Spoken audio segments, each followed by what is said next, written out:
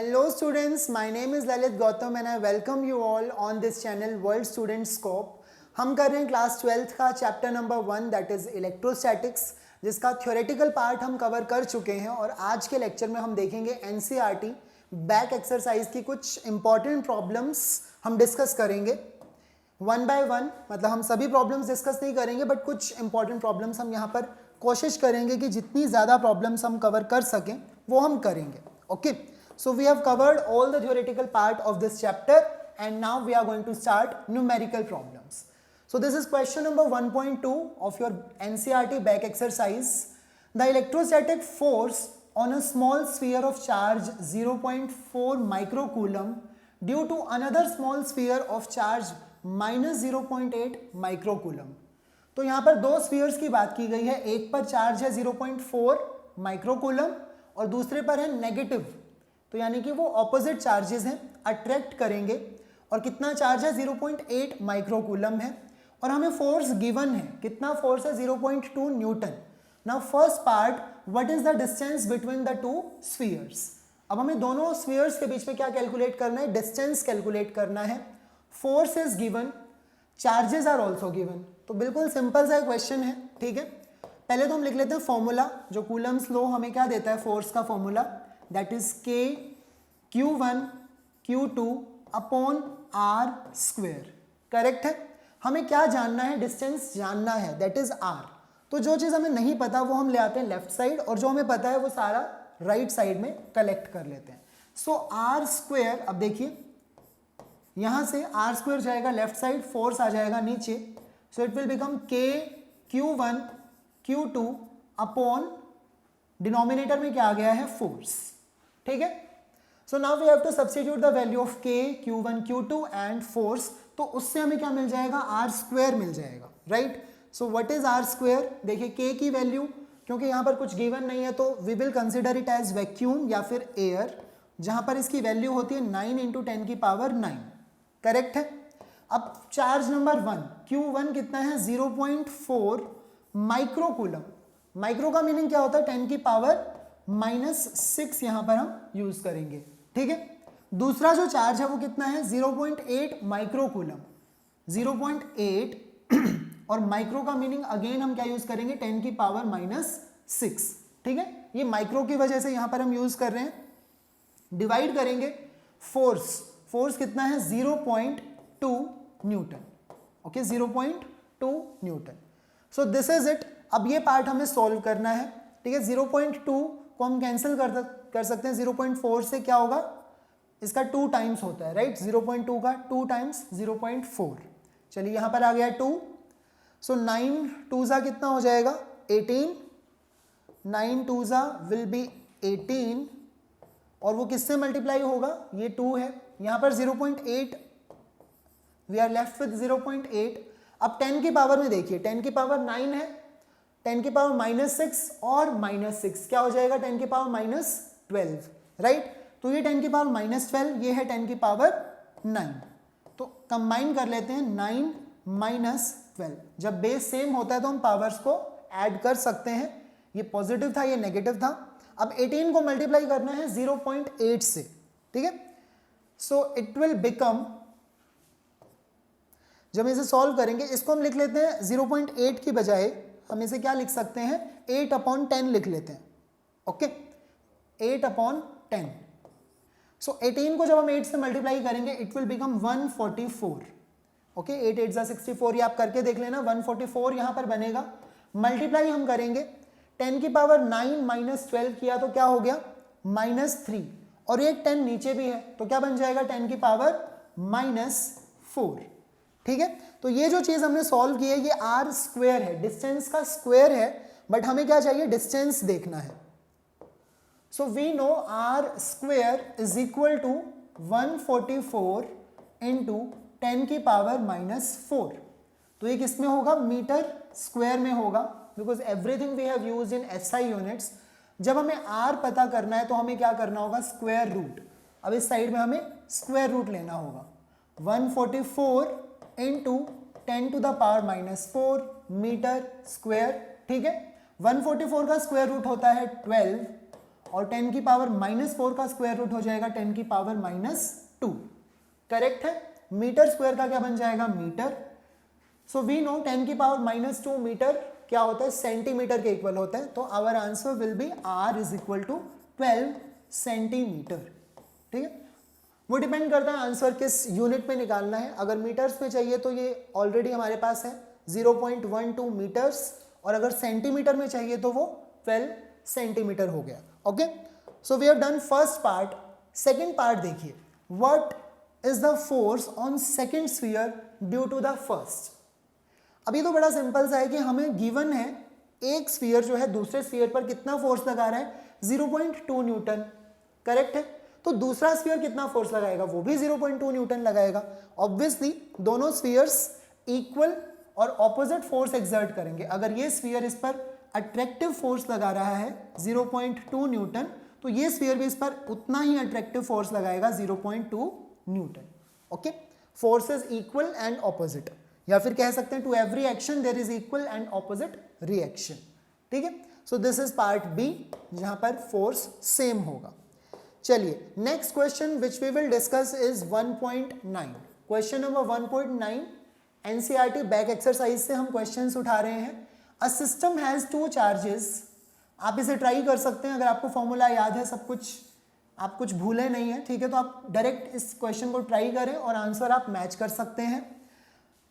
So a system has 2 charges QA QB located at points A 0,0 -15 centimetre and B कितना है 0,0 +15 centimetre. तो ये उनके कोऑर्डिनेट्स दिए गए हैं।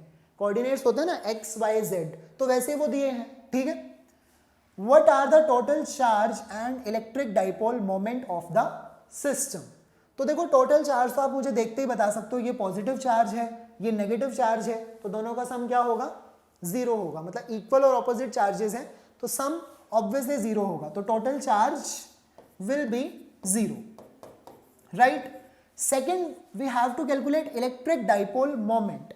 अब इलेक्ट्रिक डाइपोल मोमेंट को हम क्या करते हैं, P से रिप्रेजेंट करते हैं, और वो क्या होता है, charge multiplied by dipole length. जितना भी वो डाइपोल लेंथ है तो डिस्टेंस से हम मल्टीप्लाई कर देते हैं, यानी कि वो लेंथ से। ठीक है, तो चार्ज को मल्टीप्लाई करना है उस लेंथ से, हमारा क्या आ जाएगा, इलेक्ट्रिक डाइपोल मोमेंट आ जाएगा। अब इस क्वेश्चन में हमें चार्जेस कहाँ प्लेस किए गए हैं वो कैसे देखना पड़ेगा। देखो वो हमें कुछ इस तरह से, this is x axis, this is y axis, तो z एक्सिस कहाँ पर होगी, क्योंकि देखिए x कोऑर्डिनेट भी 0 है, y कोऑर्डिनेट भी 0 है, ये सिर्फ z कोऑर्डिनेट में क्या है, -15, और यहाँ पर है +15। तो हमें z एक्सिस को देखना पड़ेगा। ठीक है, so this is our z axis. अब x से आप अगर y अपनी फिंगर्स कर्ल करते हैं तो obviously this is +z positive direction है, और ये -z नेगेटिव z डायरेक्शन है। ठीक है, तो इसे मैं डार्क कर देता हूं क्योंकि ये पॉजिटिव साइड है, जो नेगेटिव साइड है वो डॉटेड है। ऑल राइट, सो अब हमारे चार्जेस कहां पर प्लेस्ड हैं, देखिए QA जो चार्ज A पोजीशन पर है, पोजीशन ये देखिए 0,0 -15, -15 तो नेगेटिव डायरेक्शन में होगा, तो मान लेते हैं कि ये हमारा पॉइंट A है। ठीक है, क्या है, 0,0 -15, यानी कि जो ओरिजिन से डिस्टेंस है -15, मतलब 15 सेंटीमीटर है, और जो पॉइंट B है वो 0,0 +15। ओके, तो पॉइंट B कुछ यहाँ होगा, let's say this is point B, और वो क्या होगा 0,0 15, तो वो पॉजिटिव डायरेक्शन में है। अब एक चार्ज यहाँ रखा है, एक चार्ज वहाँ रखा है, और दोनों चार्जेस कैसे हैं, इक्वल हैं। QA is equal to QB कितना है, 2.5 into 10 to the power -7 coulomb. ठीक है, 2.5 into 10 to the power -7 coulomb, ये इतना चार्ज है। इक्वल ही होता है, डाइपोल के अंदर क्या होता है, इक्वल और ऑपोजिट चार्जेस होते हैं, सेपरेटेड बाय सम डिस्टेंस। अब ये डिस्टेंस कितना है, देखिए ओरिजिन से अगर आप देखते हैं 15 सेंटीमीटर यहाँ, 15 सेंटीमीटर यहाँ, तो टोटल हो जाता है 30 सेंटीमीटर्स। ठीक है, तो डाइपोल मोमेंट के लिए हमें क्या चाहिए, चार्ज चाहिए और ये डिस्टेंस चाहिए। Q और D को मल्टीप्लाई करना है तो हमारा आंसर आ जाएगा, राइट। सो डाइपोल मोमेंट P जिसका फॉर्मूला होता है चार्ज Q, आप कोई भी चार्ज ले सकते हो, QA या फिर QB, दोनों का मैग्नीट्यूड तो सेम है, मल्टीप्लाई होगा डिस्टेंस D से, ठीक है। चार्ज का मैग्नीट्यूड है 2.5 इंटू 10⁻⁻7, ओके, यही था। डिस्टेंस क्या है 30 सेंटीमीटर। अब सेंटीमीटर हम यूज नहीं कर सकते, राइट, हम क्या करेंगे मीटर्स। तो 1 सेंटीमीटर में कितने मीटर्स होते हैं, 10⁻⁻2, ओके। So this is 30। अभी 30 सेंटीमीटर से हम क्या कर चुके हैं, उसको मीटर्स में कन्वर्ट कर चुके हैं, 30 into 10⁻⁻2 meters, okay. So this 30 and 2.5 जब मल्टीप्लाई होंगे तो क्या होगा, ये 75 बन जाएगा। 2.5 30 से मल्टीप्लाई हो रहा है, 10⁻⁻7 पहले से और -2 यहाँ पर, तो -9 बन जाएगा, ठीक है। और we can write it as, अगर मैं इसको 7.5 लिखता हूँ तो मैं इसको 10 से डिवाइड करूँगा, 10 से मल्टीप्लाई करूँगा, तो it will become 7.5 into 10⁻⁻8, okay. Dipole moment की यूनिट क्या होती है, यूनिट क्या होती है, कूलम्ब मीटर। आपको याद होगी यूनिट कूलम्ब मीटर होती है, या फिर coulomb meter is the unit. 7.5 into 10⁻⁸ is your answer. पहला क्वेश्चन ये था कि टोटल चार्ज कितना है सिस्टम का, तो ऑब्वियसली सिस्टम का चार्ज कितना होगा, 0 होगा, क्योंकि इक्वल और ऑपोजिट चार्जेस हैं। किसी भी डाइपोल को उठाकर आप देख लें तो वो तो चार्ज 0 ही होगा, है ना।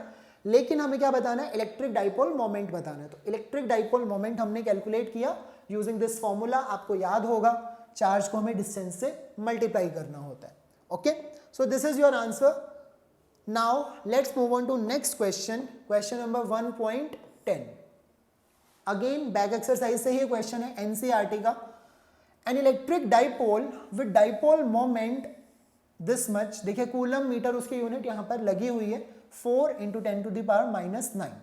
Coulomb meter is aligned at 30 degree, कितने एंगल पर अलाइंड है, 30 degree, with the direction of uniform electric field. 30 degree angle वो बना रहे हैं इलेक्ट्रिक फील्ड की डायरेक्शन के साथ। ऑफ मैग्नीट्यूड, अब इलेक्ट्रिक फील्ड कितना है, 5 इंटू 10⁴ न्यूटन पर coulomb, okay. So calculate the magnitude of torque acting on the dipole, कितना टॉर्क यहां पर एक्ट करेगा। So let's say this is our uniform electric field, all right, ये हमारा यूनिफॉर्म इलेक्ट्रिक फील्ड है। डाइपोल कुछ ऐसे रखा गया है, this is negative, this charge is positive, ठीक है, इक्वल और ऑपोजिट चार्जेस होते हैं। अगर हम एंगल देखें, ये एंगल जो बना रहा है, दिस एंगल इज 30 डिग्री, ठीक है। तो ये तो बहुत लास्ट ही लेक्चर में हमने कवर किया था, आपको याद होना चाहिए कि जब भी हम एक डाइपोल को इलेक्ट्रिक फील्ड में रखते हैं, यूनिफॉर्म इलेक्ट्रिक फील्ड में, तो उसके ऊपर नेट फोर्स 0 एक्ट करता है, क्योंकि पॉजिटिव चार्ज पर फोर्स एक्ट करेगा इस डायरेक्शन में, नेगेटिव चार्ज पर फोर्स एक्ट करेगा इस डायरेक्शन में। सो ऑब्वियसली नेट फोर्स यहाँ पर कितना है, नेट फोर्स तो 0 है, राइट। तो यहाँ पर बनेगा क्या, अब ये दोनों फोर्स क्या कोशिश करेंगे, इस डाइपोल को घुमाने की कोशिश करेंगे, दैट मीन्स टॉर्क। और टॉर्क का फॉर्मूला हमने देखा था, कितना आता है, या तो आप इसे ऐसे लिख लें वेक्टर फॉर्म में, vector P cross vector E।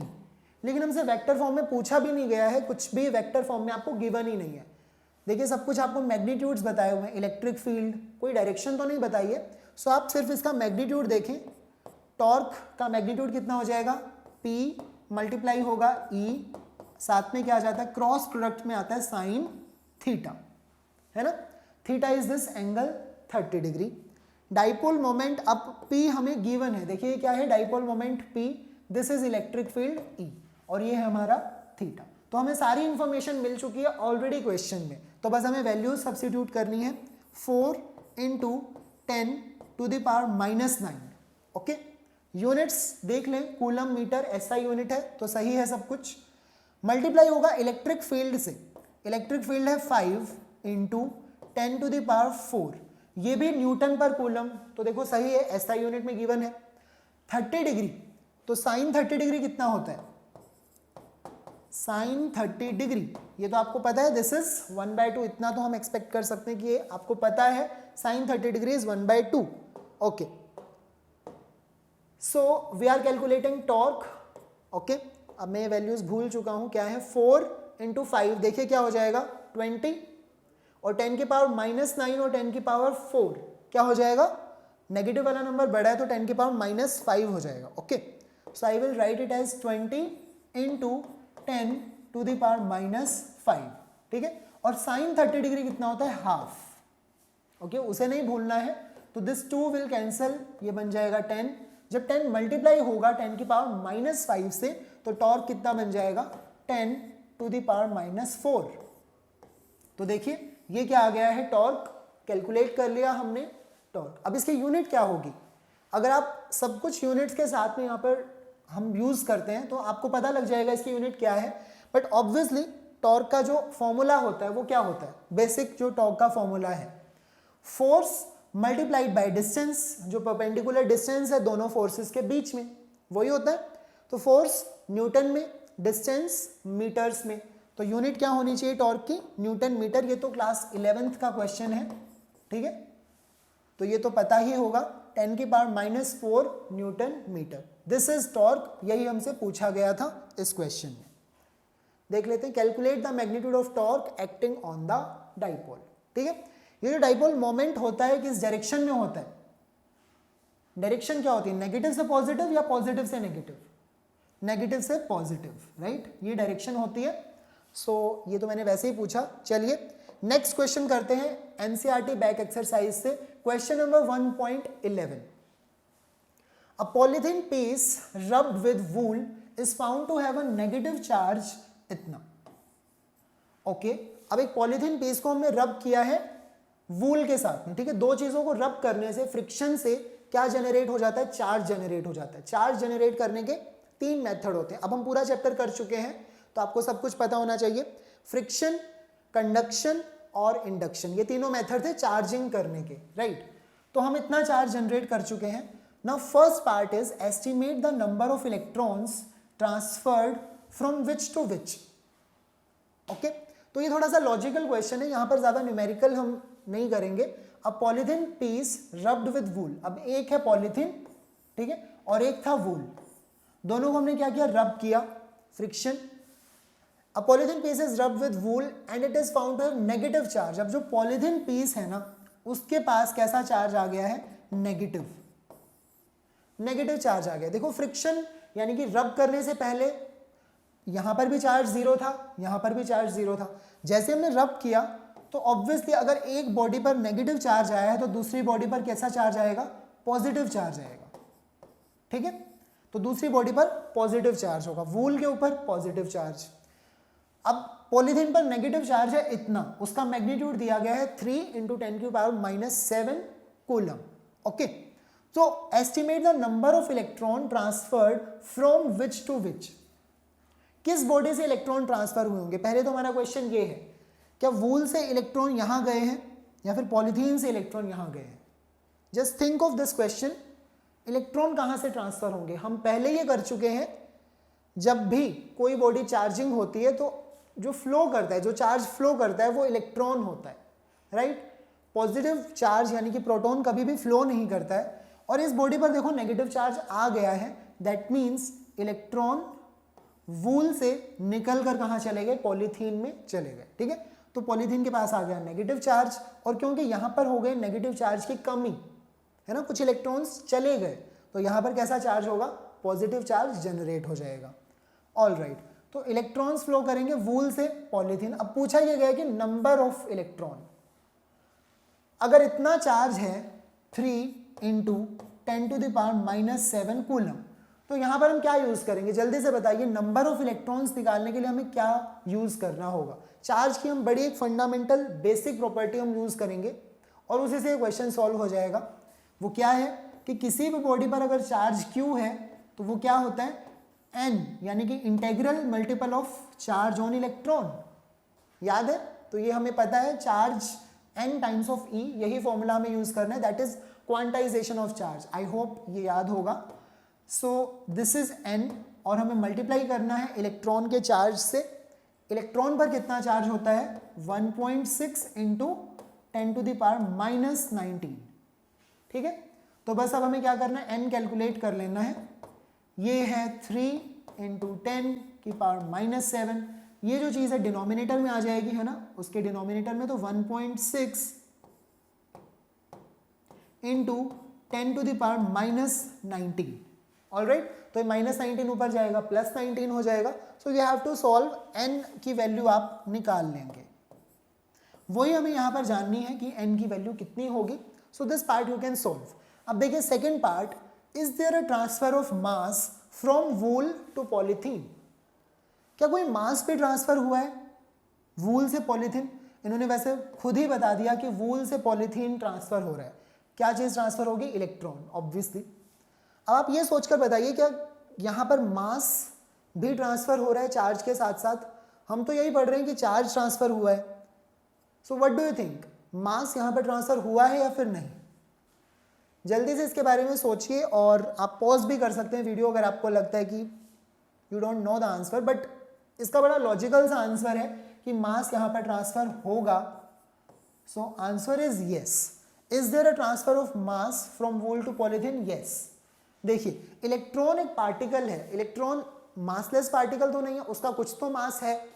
तो अगर एक इलेक्ट्रॉन भी यहाँ से यहाँ जाता है, ट्रांसफर होता है, तो जितना इलेक्ट्रॉन का मास है वो वहाँ तो इंक्रीज हो गया पॉलीथीन पर, और वूल पर क्या कर गया? उतना ही डिक्रीज कर गया, है ना। अगर दूसरा इलेक्ट्रॉन गया तो यहाँ पर मास और इंक्रीज कर गया, यहाँ पर मास और डिक्रीज कर गया। तो ऑब्वियसली जितने भी नंबर ऑफ इलेक्ट्रॉन यहाँ से ट्रांसफर हुए तो उतना ही मास, है ना, मतलब वो कैलकुलेट करना पड़ेगा कितना मास, बट वो उतना ही मास यहाँ पर इंक्रीज हुआ है और यहाँ पर डिक्रीज हुआ है। So our answer will be yes. यहाँ पर सिर्फ यही पूछा गया है कि मास ट्रांसफर होगा भी या फिर नहीं होगा। So your answer should be yes. चलिए next question, that is question number 1.1 to 12। Two insulated charge copper spheres, दो स्फीयर्स हैं A and B, okay, have their centers separated by a distance of 50 centimeter. What is the mutual force of electrostatic repulsion if the charge on each is this much? देखिए दो spheres की बात की गई है यहाँ पर। This is sphere number A जिस पर चार्ज कितना है? QA, ठीक है। This is sphere number B और इसके ऊपर चार्ज कितना है? QB। लेकिन बोला गया कि दोनों के ऊपर जो चार्ज है ना वो सेम है। If the charge on each, दोनों के ऊपर चार्ज कितना है? 6.5 इंटू 10⁻⁷ कूलम। बहुत अच्छा क्वेश्चन है ये। सो QA और QB देखिए दोनों बिल्कुल इक्वल हैं। कितने हैं? 6.5 इंटू 10⁻⁷ कूलम, ओके। तो ये इतना चार्ज है। अब मैं इसको मान लेता हूं कि जब ये दोनों चार्ज इक्वल ही है तो इसको मैं Q के इक्वल लिख लेता हूं, ठीक है। तो जो इनिशियली स्फीयर A और स्फीयर B पर चार्ज है वो ऑब्वियसली हमें गिवन है वैल्यू, बट मैंने उसको जस्ट स्मॉल q मान लिया है। यहां पर भी कितना चार्ज है? Q। यहां पर भी कितना चार्ज है? Q।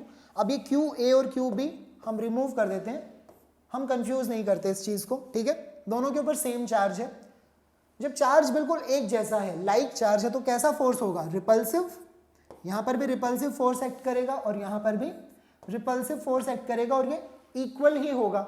जितना फोर्स यहाँ उतना ही फोर्स यहाँ, ठीक है। अगर आप सेंटर में डिस्टेंस देखते हैं तो ये डिस्टेंस है 50 सेंटीमीटर। दोनों के सेंटर्स से डिस्टेंस देखा जाए तो वो 50 सेंटीमीटर क्वेश्चन में गिवन है।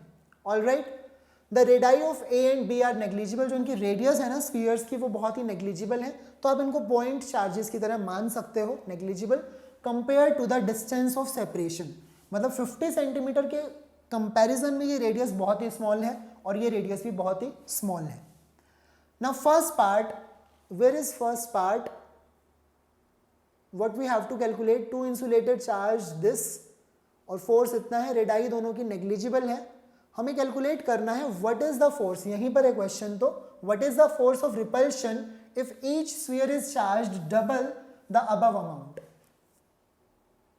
ओके, फर्स्ट पार्ट यहां पर है। Okay, what is the mutual force of electrostatic repulsion, यानी कि हमें ये फोर्स बतानी है, ये फोर्स कितनी होगी। ओके, नेक्स्ट पेज पर इसे सॉल्व करते हैं।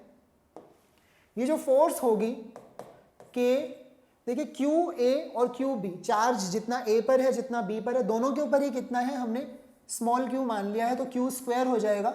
डिस्टेंस क्या है? 50 सेंटीमीटर है वैसे तो 50 सेंटीमीटर का स्क्वायर करना पड़ेगा, उसे भी मैं लिख लेता हूं r। ओके चलिए let's write it as r square. अगर हम यहां पर सभी वैल्यूज डाल दें, यानी कि k को हम लिखें 9 इंटू 10 की पावर 9, अगर हम चार्ज देखते हैं 6.5 इंटू 10 टू द पावर, कितना था 10 की पावर में, इट्स -7, तो वही हम यहाँ पर यूज़ करेंगे। 10 की पावर में क्या है -7 और उसका हमें स्क्वायर करना है, ठीक है। नीचे क्या है डिस्टेंस का स्क्वायर, यानी कि 50 का स्क्वायर हो जाएगा, और सेंटीमीटर में है तो क्या लगता है 10 की पावर -2 और स्क्वायर होगा तो 10 की power -4। All right, so we have to solve this part. अब इसको हम सॉल्व करेंगे दोनों स्फीयर्स के बीच में जो रिपल्सिव फोर्स है वो कैलकुलेट करने के लिए। ओके सो ये जो वैल्यू है कैलकुलेट करने पर, देखो अब सब कुछ हमें करना पड़ेगा ये calculation, and this will be 1.52, I am directly writing answer 1.52 into 10 to the power -2 newton. अब तो सिर्फ कैलकुलेशन ही है, वो आप कर सकते हैं। 1.52 into 10 to the power -2 newtons ये आ जाएगा इसे सॉल्व करने पर। तो इनिशियल कंडीशन यही थी, हमें ये बताना था कि कितना रिपल्सिव फोर्स दोनों पर एक्ट कर रहे हैं। Now move on to part B. Part B में क्या बोला गया है कि what is the force of repulsion if each sphere is charge double the amount, जितना भी इनके ऊपर चार्ज है। यहां पर चार्ज कितना कर दें, अगर हम 2 टाइम्स ऑफ क्यू, यहां पर भी कर दें 2 times of Q, and the distance between them is half. Distance को हम, अगर ये डिस्टेंस r है तो कितना कर देंगे r/2। ओके तो ये बड़ा सिंपल है। पार्ट बी अब हम देख लेते हैं। पार्ट ए तो ये सॉल्व हो गया यहां पर। पार्ट बी में हमें नया फोर्स कैलकुलेट करना है F डैश। ओके अगर ये बोला गया कि जो नए चार्जेस हैं Q dash A is equal to Q dash B, कितना कर दिया दोनों के ऊपर चार्ज 2 टाइम्स ऑफ Q, ठीक है। जो ओरिजिनल चार्ज Q था उसका डबल कर दिया है दोनों पर। और अगर हम डिस्टेंस की बात करें R डैश, वो कर दिया है ओरिजिनल डिस्टेंस का हाफ, यानी कि हम क्या लिख सकते हैं R/2। क्लियर है, दिस इज चार्जेस। नए चार्जेस कितने हो गए और नया डिस्टेंस कितना है। सो जो नया फोर्स F डैश होगा वो कितना होगा, कांस्टेंट K मल्टीप्लाई होगा इन दोनों चार्जेस से। सो 2Q का स्क्वायर हो जाएगा, राइट। पहले Q का स्क्वायर था, अब 2Q का स्क्वायर हो जाएगा। नीचे हमें डिस्टेंस का स्क्वायर करना पड़ेगा, यानी कि R²/4। क्लियर है।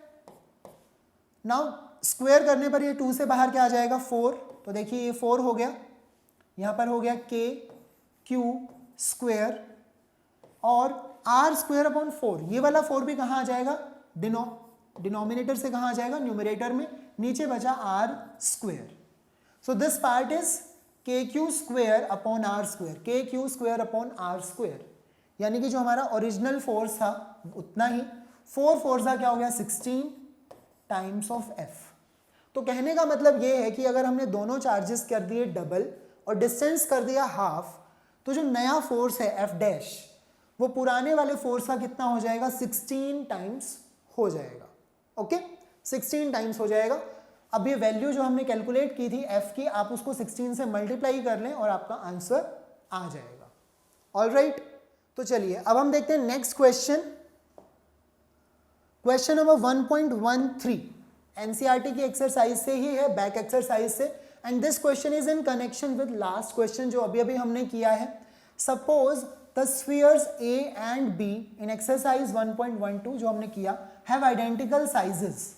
अभी तक देखो हमें साइज के बारे में कुछ नहीं इंफॉर्मेशन थी कि जो स्फीयर A है और स्फीयर B है उनके साइज कितने हैं, है ना। बस हमें ये बताया गया था कि उनकी रेडियस जो है वो बहुत स्मॉल है कंपेयर टू डिस्टेंस। लेकिन अब हमें बोला गया कि उनके साइजेस बिल्कुल आइडेंटिकल है, तो दोनों स्फीयर बिल्कुल एक जैसे दिखाई दे रहे हैं। A third sphere of the same size, अब एक और थर्ड स्फीयर है बिल्कुल सेम साइज का बट अनचार्ज, यानी कि उस पर कोई चार्ज नहीं है initially, is brought in contact with first, then brought in contact with second and finally remove from both. तो what is the new force of repulsion between A and B। Okay तो काफी कुछ यहां पर information हमें मिल गई है। देखिए स्टार्टिंग में क्या था, this is sphere A, this is sphere B, और अब मान लीजिए कि दोनों बिल्कुल आइडेंटिकल स्फीयर्स हैं, ठीक है, तो ये दोनों ऑब्वियसली कुछ आर डिस्टेंस अपार्ट थे, हमने अभी लास्ट क्वेश्चन में देखा, और दोनों एक दूसरे को रिपेल करेंगे। क्यों? क्योंकि लाइक चार्जेस हैं, है ना, तो वो रिपेल करते हैं, अनलाइक चार्जेस अट्रैक्ट करते हैं। तो हमने फोर्स कैलकुलेट किया था, और फोर्स कितना था, K Q square upon R square, ठीक है, K Q square upon R square, ये फोर्स एफ होगा जो ओरिजिनली यहां पर एक्ट कर रहा था। अब हमने किया क्या, यहां पर एक थर्ड स्फीयर को लेकर आ गए, ठीक है, जो कि बिल्कुल इन्हीं के जैसा दिखाई देता है, आइडेंटिकल स्फीयर है। लेट्स नेम दैट स्फीयर सी, ठीक है, उस थर्ड स्फीयर को हम कह देते हैं सी। ओके, तो अब हमने वो जो स्फीयर सी है वो इनिशियली तो वो न्यूट्रल है, बट उसे हम क्या कर रहे हैं, कॉन्टेक्ट में लेकर आए स्फीयर ए के साथ, फिर हम कॉन्टेक्ट में लेकर आए स्फीयर बी के साथ में। तो इनिशियली देखिए वो न्यूट्रल था, और जब हम उसे स्फीयर ए के साथ में कॉन्टेक्ट में लाएंगे तो उसके ऊपर जो चार्ज क्यू है स्फीयर के पास, वो चार्ज क्यू क्या हो जाएगा, दोनों स्फीयर्स में इक्वली डिस्ट्रीब्यूट हो जाएगा। देखिए दिस इज स्फीयर ए और this is sphere C. Okay, तो चार्ज तो सिर्फ इसी के पास था क्यू, है ना, तो ये जो चार्ज है कॉन्टेक्ट में लाने से आइडेंटिकल स्फीयर्स के केस में हमने पढ़ा है कि चार्ज इक्वली डिस्ट्रीब्यूट हो जाएगा। तो जो नया चार्ज है वो क्या हो जाएगा, यहां पर भी Q/2, यहां पर भी Q/2, और जो ओरिजिनल चार्ज कंप्लीटली स्फीयर ए के पास था वो फिनिश। अब नई सिचुएशन कुछ ऐसी हो जाएगी, और अब हम इन्हें रिमूव कर देंगे, सेपरेट कर देंगे, ठीक है।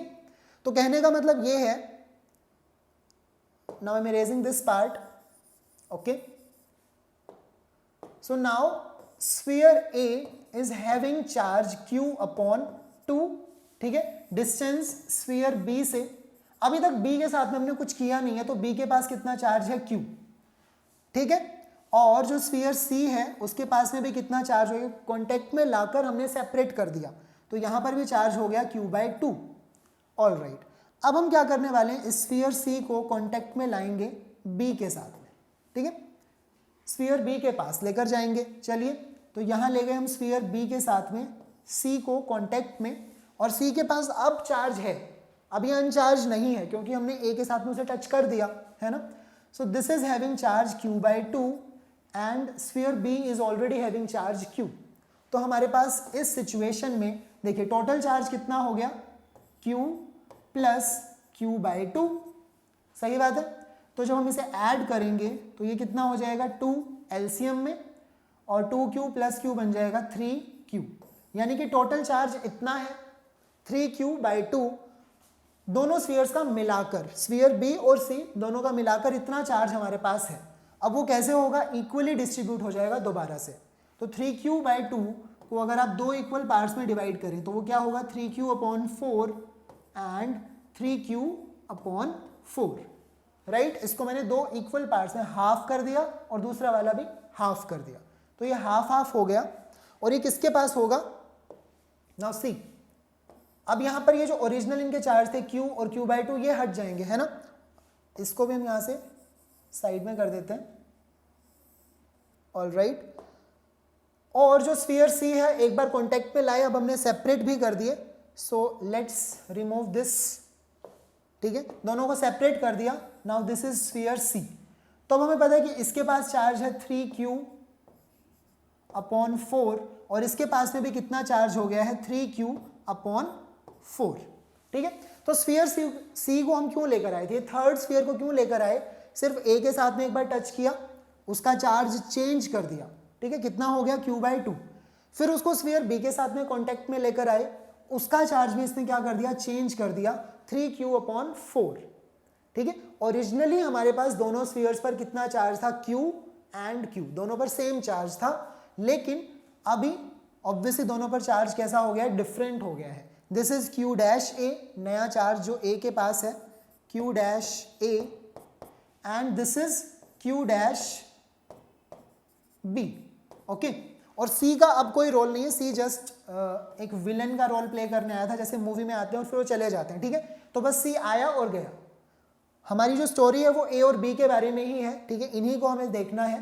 Now question is what is the new force of repulsion between A and B। दोबारा से हमें क्या बताना है, नया फोर्स बताना है। तो नया फोर्स क्या होगा, एफ डैश। ओके, हम एफ डैश से रिप्रेजेंट करेंगे। कांस्टेंट के तो हमेशा की तरह आएगा। अब देखिए नए चार्जेस हमें यूज करने होंगे, क्यू डैश ए और क्यू डैश बी।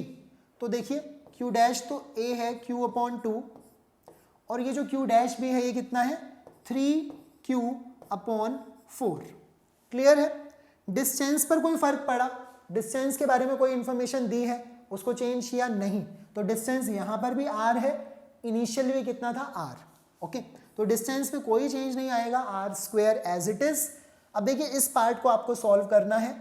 ये है 1/2, यहां पर है 3/4। तो 3/4 जब ये 1/2, 4 2 सा क्या हो जाएगा 8, और 3 का फैक्टर भी बाहर आ जाएगा। तो देखिए इट विल बिकम, जो ये एफ डैश हम कैलकुलेट कर रहे हैं, 3/8 का तो फैक्टर बाहर आ जाएगा, बचेगा क्या, K Q square upon R square. देखिए के क्यू और क्यू मल्टीप्लाई होंगे तो क्यू स्क्वायर बन जाएगा, नीचे आर स्क्वायर है। 3/4 और 1/2 को हम बाहर निकाल चुके हैं 3/8। अब ये जो चीज है K Q square upon R square, ये क्या है, ये ओरिजिनल फोर्स, रिपल्सिव फोर्स जो दोनों स्फीयर्स के बीच में एक्ट कर रहा था, है ना। तो थर्ड स्फीयर के आने की वजह से, कांटेक्ट में लाने से ऑब्वियसली जो नया फोर्स है वो चेंज हो जाएगा। एफ डैश हम कैलकुलेट कर रहे हैं और वो 3/18 हो जाएगा, जो हमारा पुराना फोर्स एफ था। ठीक है, पुराने फोर्स का 3/18 टाइम्स हो जाएगा। और आपने देखा होगा हमने इस पार्ट में हमने सॉल्व भी किया था। ठीक है, इस फोर्स को, जो ओरिजिनल फोर्स था that was 1.52 into 10⁻⁻2 Newton's, right. तो यहां पर हम यही करेंगे। थैंक यू, थोड़ा जल्दी आ गया।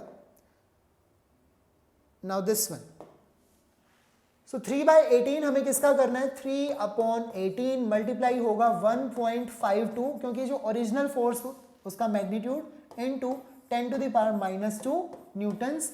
Now we have to solve this part, आपका आंसर आ जाएगा।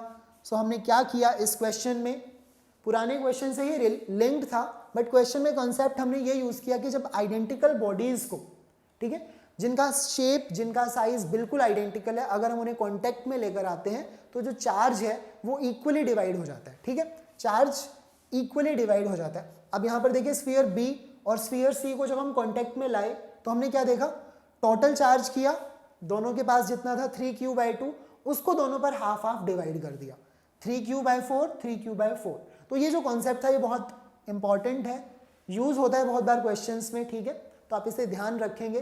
तो आज के इस लेक्चर में हमने कूलम्स लॉ के ऊपर क्वेश्चंस किए, हमने डाइपोल के ऊपर भी क्वेश्चंस किए। अभी कुछ क्वेश्चंस एनसीईआरटी की बैक एक्सरसाइज से बाकी हैं जो हम नेक्स्ट लेक्चर में देखेंगे, और उसके बाद हम एग्जाम्पलर से क्वेश्चंस करेंगे इंपॉर्टेंट, जो भी हम कवर कर सकते हैं, and then we will move on to last chapter. So we are done for today. Okay, मिलते हैं नेक्स्ट लेक्चर में जहां पर हम एनसीईआरटी बैक एक्सरसाइज के कुछ और क्वेश्चंस कवर करेंगे। Till then keep watching our lectures and thank you.